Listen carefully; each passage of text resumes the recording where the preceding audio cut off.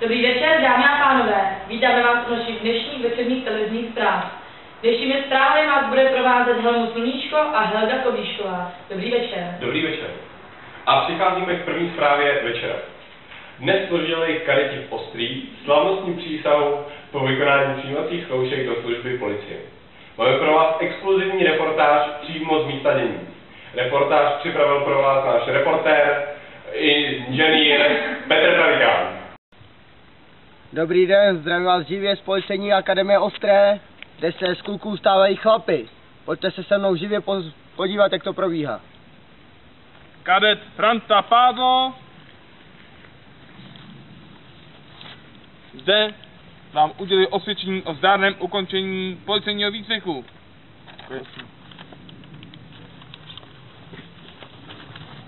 Dále pro vás máme připravené dva rozhovory. Nejdříve pan major Bořivoj Brok.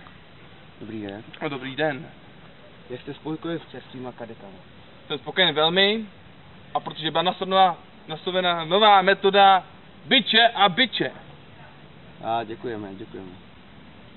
Já děkuji. A dále máme připraven rozhovor s panem Františkem Pádlem, čerstvým absolventem. Dobrý den. Dobrý den. Jak náročný byl výcvik? No, bylo to velice obtížné, ale díky tomuto výcviku jsem dal ze své koule. Děkuji za rozhovor. Ano. Naschle. Naschle. Pro televizi na Ostru inženýr Petr Pelikán. Z rozhodce umělníka byl nalezen poklad starých historických fotografií. Předpokládané stáří těchto fotografií se odhaduje na rok 1965 podle známé profesorky Pavly Olšanské, která zde prováděla výzkum půdy. Více o těchto fotografiích vás přináší naše televize TV na Ostrov. Zítra se koná tradiční blatenská pouť v městě Blatná. Atrakce budou opravdu velkolepé. Tento den je pro celý okres dnem zábavy a tance.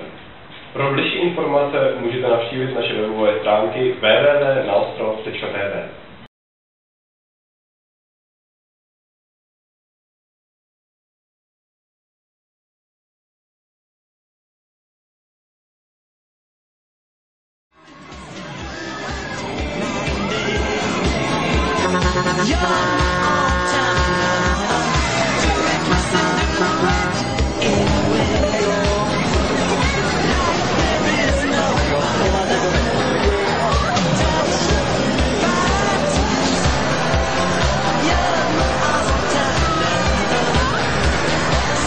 Kromě zábavných atrakcí zde byla možnost projížďky na koni.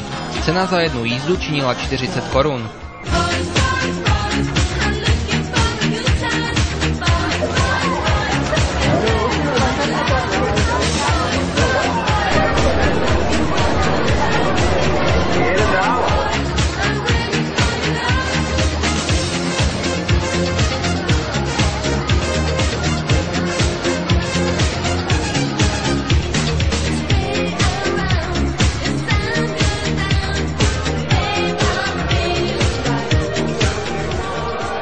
Součástí každé správné poutě jsou i stánky se sladkými pochutinami, rychlým občerstvením, ale i s hračkami pro děti nebo oblečením. Všechna zábava společně s vynikající atmosférou.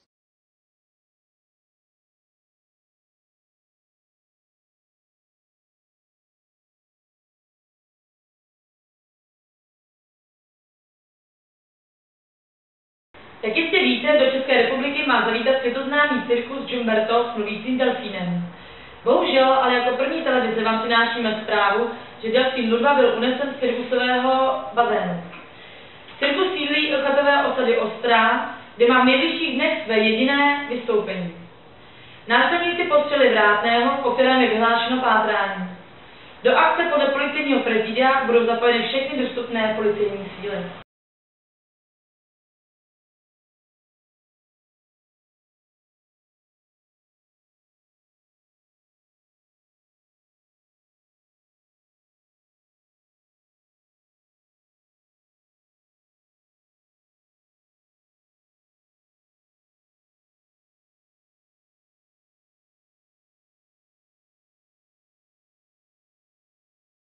Na závěr dnešního vysílání vám pustíme obvyklé zábavné video, které nám poslala Matilda Bučková z Velkého Meziříčí.